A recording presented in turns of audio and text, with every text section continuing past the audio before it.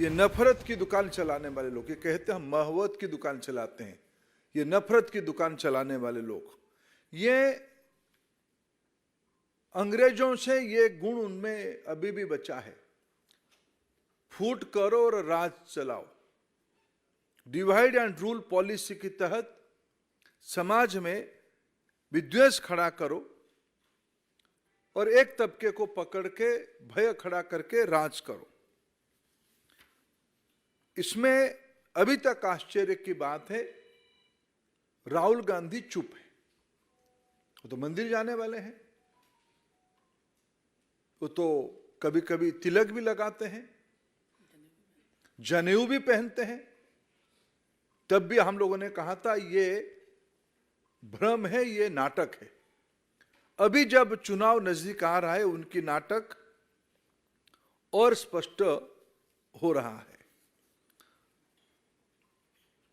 इनको सनातन धर्म की एकता पे डर पैदा हुआ है। इनके पास इस राजकुमार समूहों के अंदर, इस वंशवादियों के पास कोई तत्व नहीं है। ये कोई, इसलिए हमें कोई आश्चर्य नहीं हो रहा है।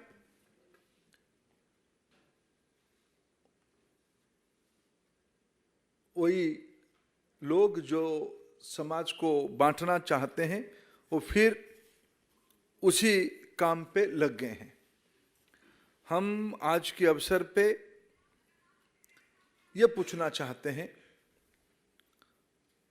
राहुल गांधी क्यों नहीं सामने आ रहे? छोटे छोटे बातों में तो आने वाले लोग हैं।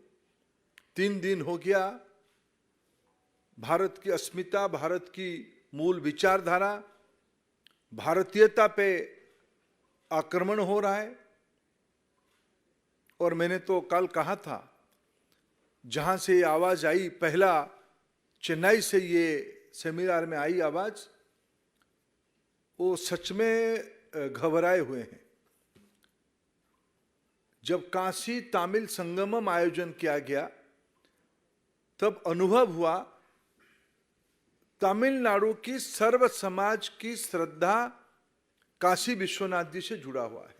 सर्व समाज में जब कहता हूं, सर्व समाज, जिनको तमिलनाडु के बारे में धारणा नहीं है, वो